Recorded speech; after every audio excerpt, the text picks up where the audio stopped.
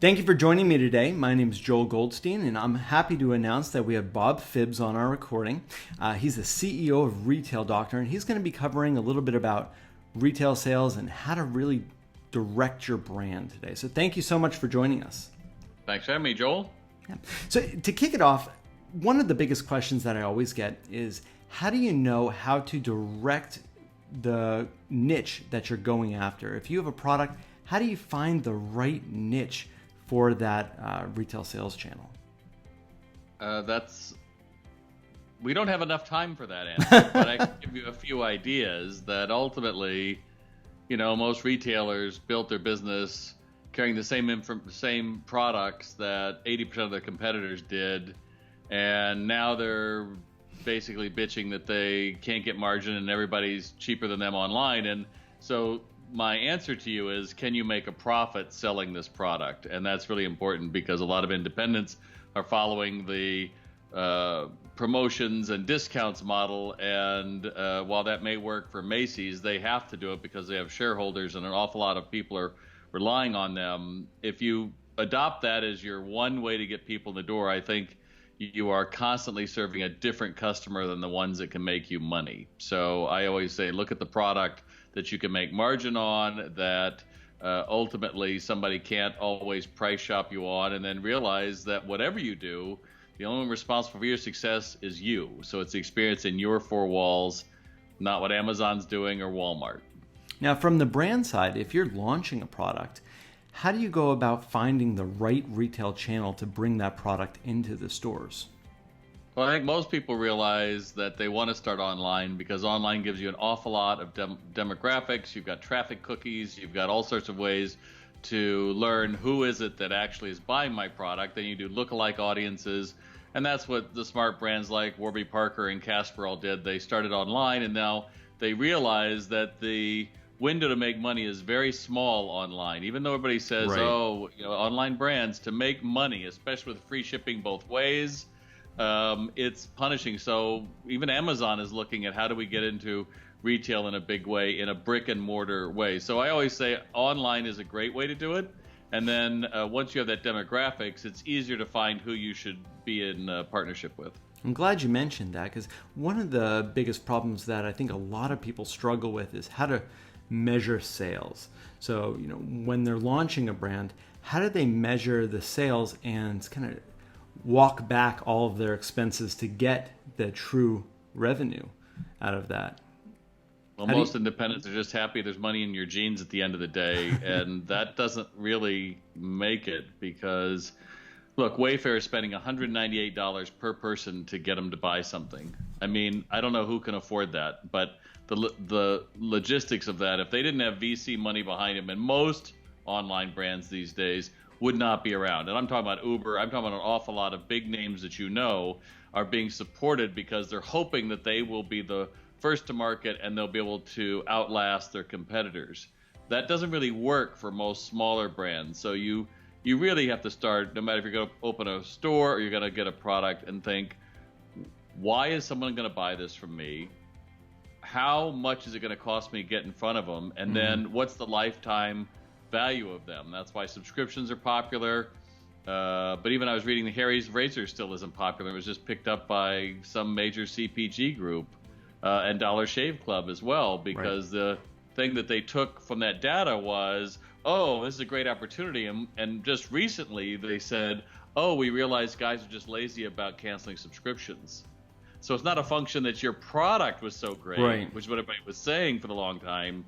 It's your customers are lazy in canceling subscriptions. Well, that's not a path to, don't get me wrong, the Dollar Shave Club got bought up by CPG, what is it, Schick or somebody? Yep. And they got an awful lot of money for it. But the reality of making money is harder than ever in retail. So those of you who are listening, if you expect it to get easier, it isn't. If you've been in the business a long time, my guess is that you probably gotten set in your ways, and so things you might have done when you first started out, you would do anything for a customer, and now you're kind of like, they can wait, or they'll deal with it. And all those little moments are the ways that a brand gets destroyed. So the same if you're starting a brand or a store, It's all those moments of realizing that you have to over-deliver, and you can be passionate and you can be, lofty, but ultimately, if you can't execute and be brilliant on the basics, you're probably going to have a really tough time. Now, I think you're covering a little bit about customer experiences, whether they're experiencing dealing with your brand or your store. Yeah. How can you utilize good customer experiences to increase sales, increase your bottom line? Well, the only way it works is if you have to realize your products are just a souvenir of a great experience in your store. If you have a great experience, somebody really enjoys it. If you've crafted a branded experience, and that's why people hire me as a retail sales trainer. It's why they use my online training, Sales RX. The reason they do that is because they know they've got to go through and they've got to craft this moment that gets somebody to go from a disengaged shopper who walks in the door. You've had to find a way to get past their wall and to build trust, to engage the stranger, discover the shopper, essentially, not what are you looking for today, just to find out, what's your project today, or who gets a gift today. It's open-ended. Do you want them to tell you as much? And then ultimately to convert that looker to a buyer. And when you do that and you add on, you suggestively sell, then the person walks out thinking like, this is my store. I love this place. And then they rave about you. I think too many people get caught up in, I need people that rave about me on Instagram, or they need to do a Facebook Live. And you're like, dude, seriously, no one is raving about an average experience. Right. And so it's a lot of work, which if you don't get that from me today, then you haven't been paying attention, because I'm not here to be your best friend. I'm here just to tell you what most people won't. And most people want, your friends will want to bitch and moan. Amazon's killing you, and Walmart and Target are killing you, and everybody hates the little guy. Well, if you want to put that in your head, then I can tell you what's going to come out the other side, which is hopeless. You're going to settle for bad employees who steal from you and who don't care about your customers, and your customers aren't going to rave about you. So it really is all put together, isn't it? The only way somebody's going to rave is if they have an exceptional experience, and that's not easy to create in this day and age. No, I'd say not. And since you're not our best friend, tell me what the biggest challenges are as we're kind of approaching 2020 in retail. What are we going to be struggling with this year? What should we prepare for? So it always comes down to people. I always say most independents get comfortable because we've hired Betsy 20 years ago or Bill 15 years ago, and we never trained them, and we say that they're our best employees, but are they really? Or is it because you're so familiar with them and you know that Betsy's got a dad who's got Alzheimer's and Bill's got a daughter who's in rehab or whatever, and so you start making excuses for them. So I think one of them is that this idea that we are a family. I think a lot of business owners need to look in 2020 that maybe that's more from my side than theirs. Mm-hmm. And then look at who's on the floor. Are you always hiring? I won't get you 3% unemployment. But people are working 2 and 3 jobs now to make ends meet. So if you have a great experience, that's going to take training, and then you're going to also have to realize that at the end of the day, are you pulling at least 80 grand out of this business to live the life that you want? If you're not, you pretty much have a hobby. Right. And God forbid you're telling me we're not taking any money out of the business and haven't for 5 or 10 years. That's like having a kid in diapers that never goes away to college. I mean, it has to get up on its feet, and it has to do its job. And if not, the only place to look is in your mirrors, because ultimately only you change. Yeah. Customers can go anywhere. There's always going to be somebody cheaper online. I guarantee it. There's always somewhere cheaper we can get something. Mm-hmm. And employees, as much as you say they're loyal, the reality comes down to, are they as invested in you are in your success? If they aren't, then the opportunity for you in 2020 is to evaluate them and then say, wow, maybe I need to get ahead of this. But I can tell you 99% of your listeners think that they're doing great. Your customers love you, your employees love you, and you're unique. Yeah. And I hate to tell you, but you know what? People that worked at Sears thought that. People that worked at Radio Shack, there's an awful lot of people thought that they were different. But retail's in transition. Target is making a lot of great inroads. There's no two ways about it. I can order online, pick up in store. I can drive to the curb. They put it in my car. I can return any of those items in the store, or I can send them back, or somebody will. There's so many ways, and yet most independents, well, we're closed on Saturday and Sunday because I don't want to work, or we close at 5. It's like, who, it's not the 1950s. Right. People actually have busy lives, and the only time they have to go out is weekends and nights. Mm-hmm. So if you're finding yourself struggling and you're saying, oh, it's really hard, how accessible and approachable are you? Because the big brands all get it. It's a matter of being anywhere, everywhere, and however she wants to shop from me, whether it's online, on phone, on an app, on a bot, in Instagram, on my desktop, through a catalog, through a phone. They are saying, how do we get all of that, instead of, we don't need that stuff. So, the reality is that it's only going to get more so. So why not start with the people, which is your 4 walls? Those you can absolutely do something with, and it's just a matter of your intent, not a matter of more money. Yeah, and speaking of the 4 walls, our employees are our biggest sales force. So, what kind of training strategies can you use to, encourage them to sell more and not deliver, poor customer service when you're not there to manage them 24 hours a day?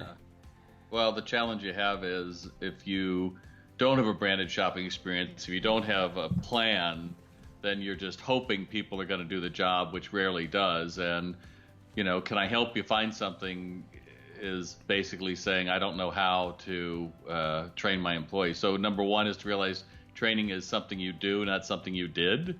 It's something that you have to actually craft the welcome. You have to understand how to build rapport. You have to understand, how do I get the customer to tell me about stuff, about your product, what their need is and your products.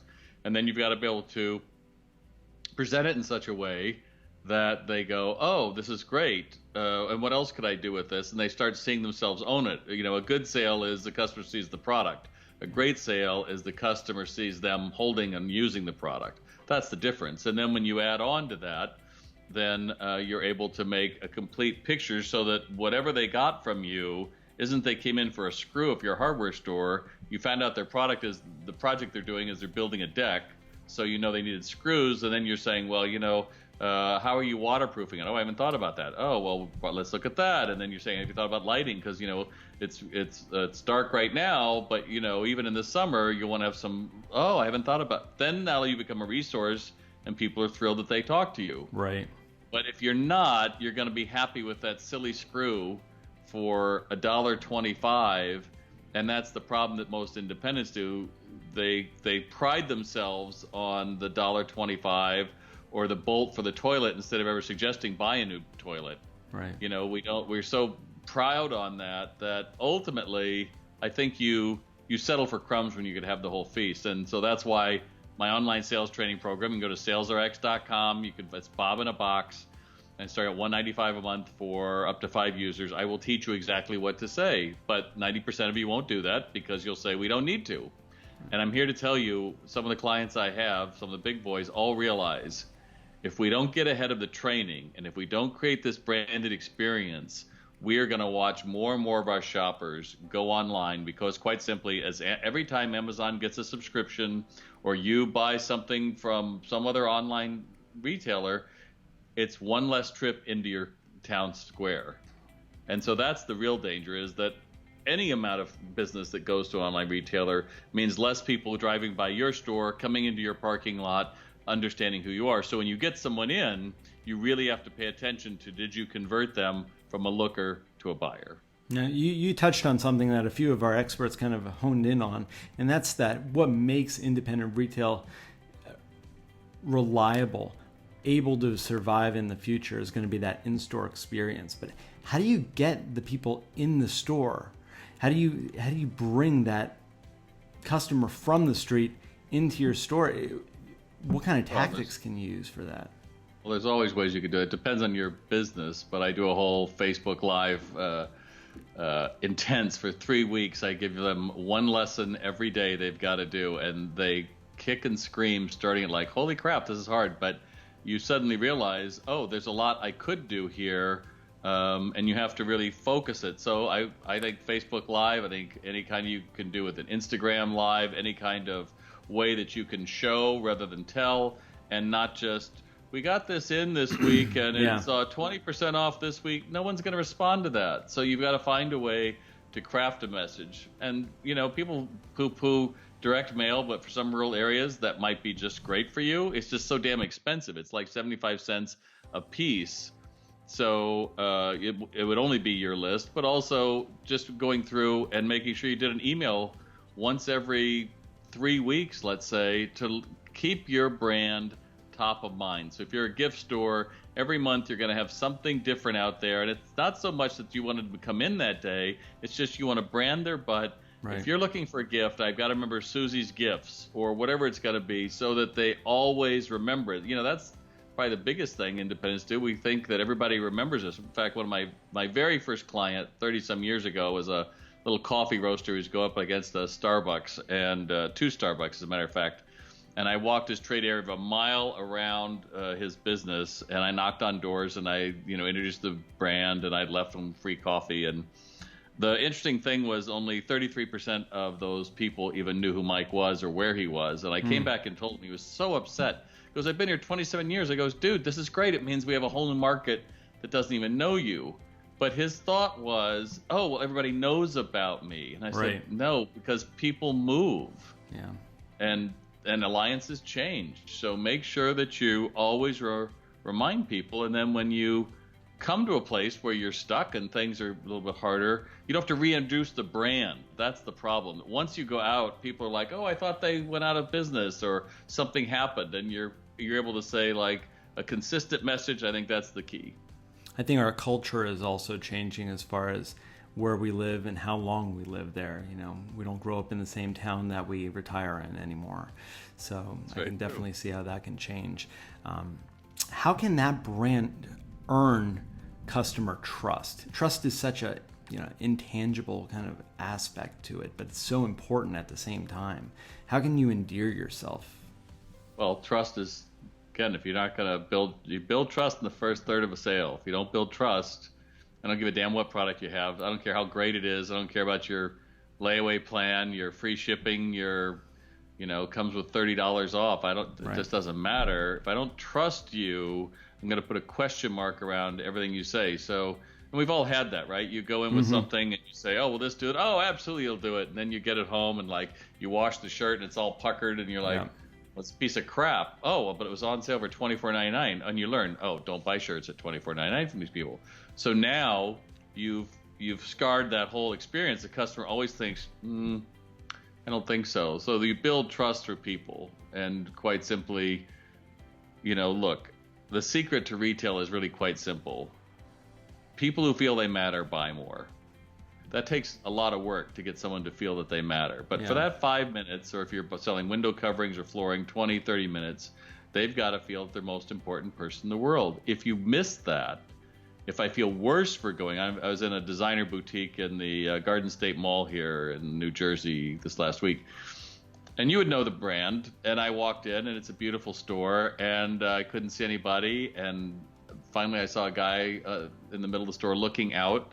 And people walking in and out, no one's talking to him. And I take off my shirt on the sales floor to put on another shirt, try it on, look in the mirror. Yeah, I think I'll take this. He's looking straight ahead, not even like acknowledging me. So I take it off, and then I notice it's 20% off. And I was like, oh, well, I'll get it. Walk by, doesn't say a word. So I start to walk out, and I said, this is ridiculous. And I came back and go, you're the worst salesman I've ever seen in my life. You're a damage to the brand. I would never come back here because of you. So then I leave, and I have lunch, and I think, this is bad karma. You've got to fix this. So I go back to the guy, and I go, look, you have to understand, you didn't say a word. I was in your store for 15 minutes, dude. People were walking in and out. I can't believe it. He goes, I'm really sorry, man. And I said, how many people, who all's here with you today? He goes, it's just me. And I was like, what? It's 2 weeks before Christmas. It's just you. You can see he's got boxes coming in. He's picking orders for online. And he shut down, and he had shit going on, he had stuff going on in his life. But at the end of the day, the only reason I went back is because, people say, oh, you shouldn't have bought it from him. It's like, but I'm the one that loses. So Right. That's what the thing is. If I buy it online or I buy it from a competitor, I went through 4 more hoops to get what I really wanted. And it's not going to make a difference to that guy whether I buy it or not. But if that's who you're leaving in charge, right, how much money is staying on the sales floor that you're never even trying to pick up? Well, you'll never know, because especially if you're an absentee owner and you're like, oh, I don't like working on this sales floor. Right. Most major stores require their buyers to be on the sales floor at least once a week so they know exactly what customers think of them. So there's a lot of, that's just it. If you're talking about how to compete against the big boxes, the online, there's a lot of room independents do. You just have to focus yourself down and say, I can take this one thing I can do. I'm going to clean the carpets of 30 years of dirt, or I'm going to repaint the place, or I'm going to double the lighting. Just take one of those and then say, and we're going to update our crew. We're going to train them. We're going to hold them accountable. And if they don't want to use what we're training, then we're going to get rid of them, because it's either them or us. Yeah. And I don't want to close my dad's, 100-year-old business. And I think that that's right to the point, is that, I have a couple millennial, actually they're probably Gen Z interns here, and they prefer to order from a kiosk rather than ordering from somebody behind a counter. And I think more and more that's going to become a preference, whereas I absolutely hate going up to the front of Home Depot and having to scan my own items. I hate that. Apparently it never works, and then you sit there looking stupid. Yeah, I'm with you. Well, but if to build on that, iGens, the reality is boomers did this to them. I mean, in the 90s, everybody got freaked out. Oh, my kids are going to be stolen. So as soon as they got home, they told the kids, get in your room and, don't play with anybody. So they did. So where'd they find their friends? Online, which by they type, which is what they do. So the reality is that, yes, I understand millennials and iGens, that they like to type.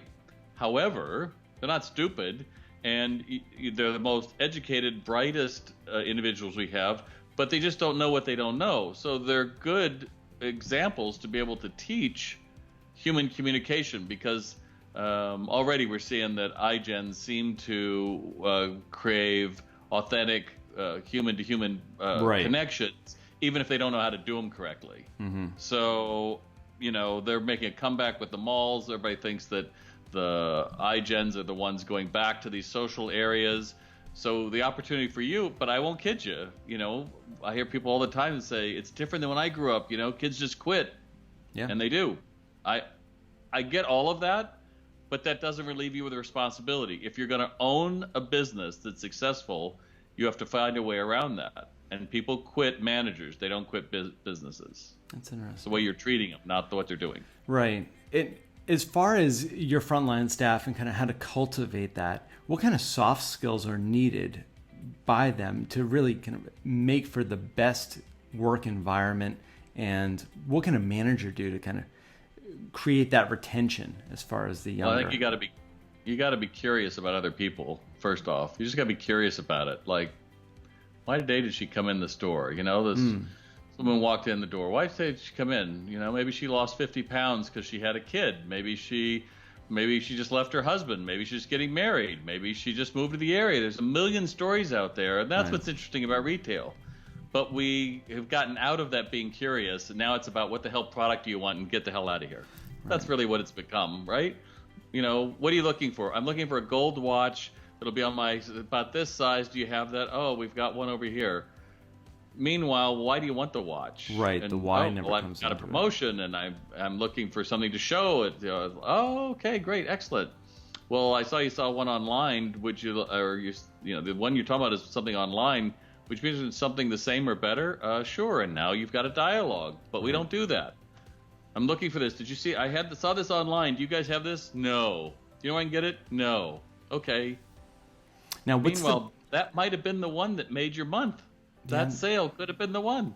Yeah, and you never know until you ask. It's one of those encounters where it's very hard to train into somebody that doesn't know and that hasn't experienced that before.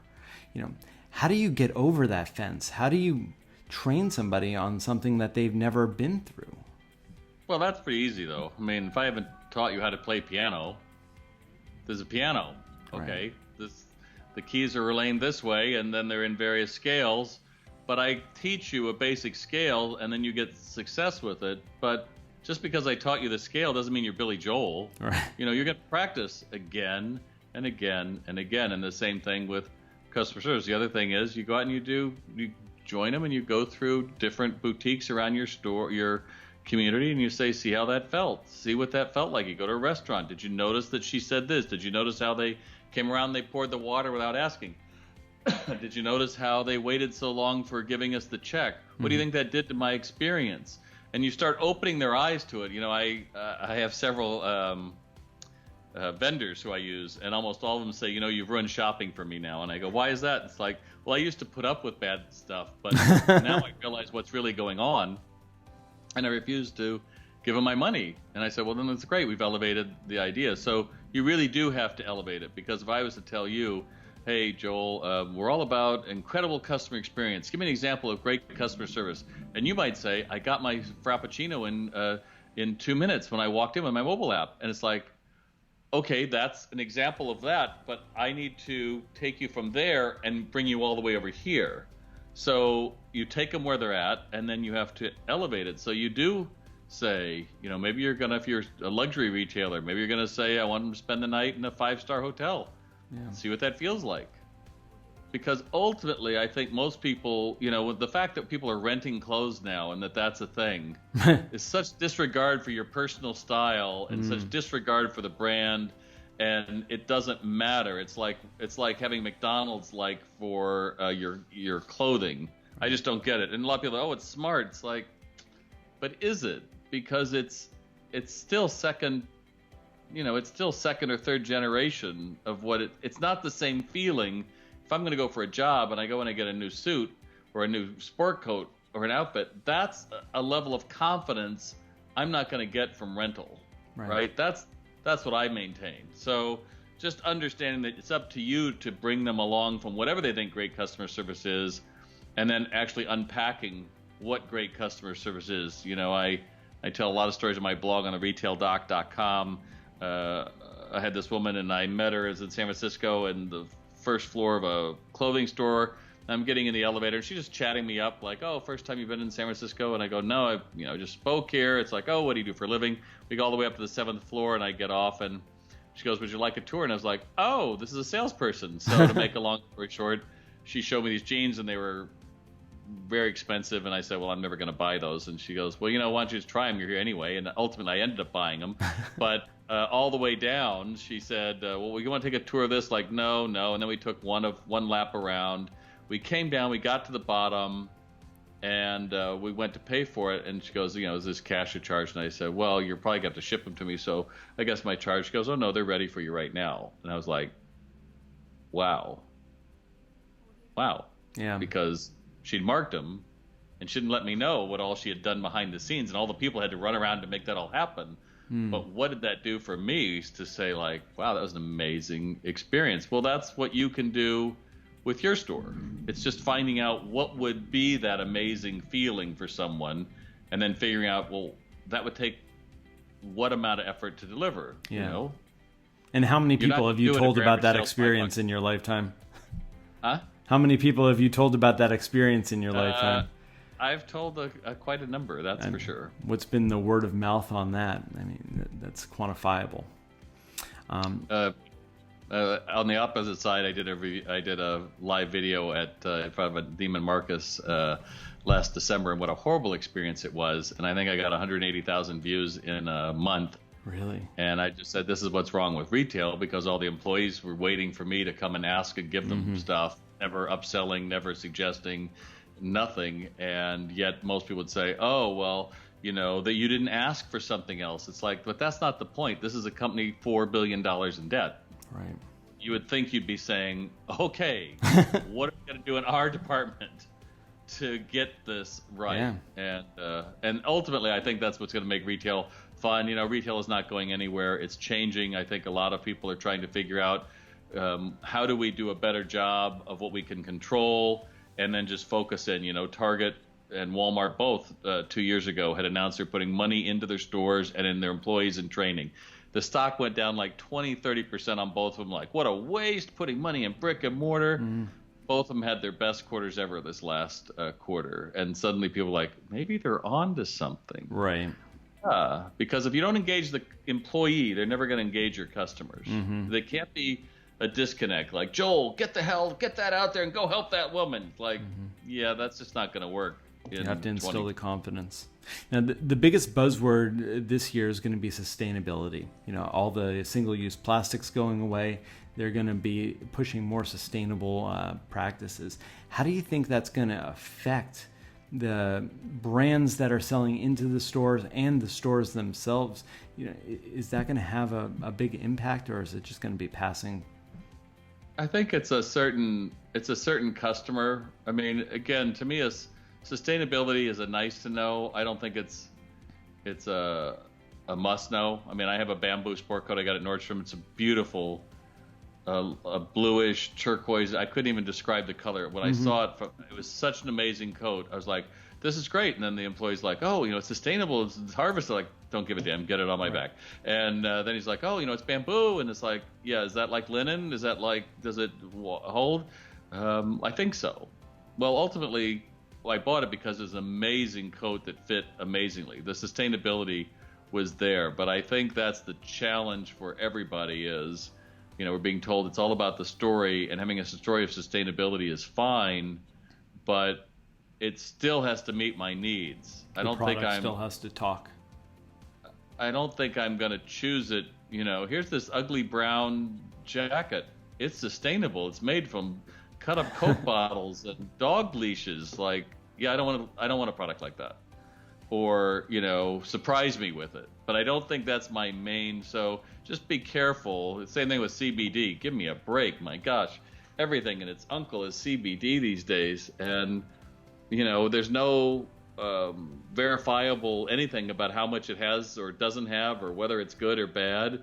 But it's a buzzword. Right. And so I would just say, does it meet the customer's needs in a better way than whatever they've got? And then if you say, oh, and by the way, you know, it's better for the environment, that's great. Tom's shoes, same thing, kind of a gimmick. Oh, buy one of ours and we'll give it.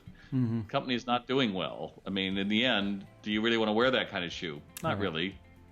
But it's got a great story. Yeah. You know.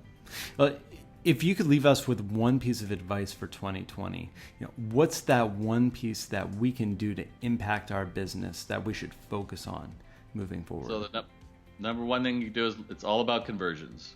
So on a busy day, take 2 hours, make little hash marks on a piece of paper, how many people walked in compared to your POS system, and look at how many people bought. Do not get into well, that was a husband and wife, that counts one. No, that's 2 people.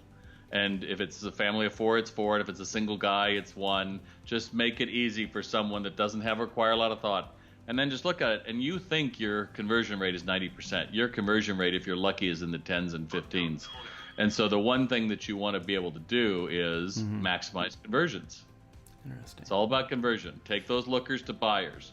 It takes so much to get somebody in your store that then you want to be really clear. So if I was working with you, Joel, and I trained you, we'd spend several days, you'd been in sales director for a couple months, and you knew the whole system how to sell, then I would take you aside and say, so tell me about that woman that just came in. Oh, she was looking for a pot holder.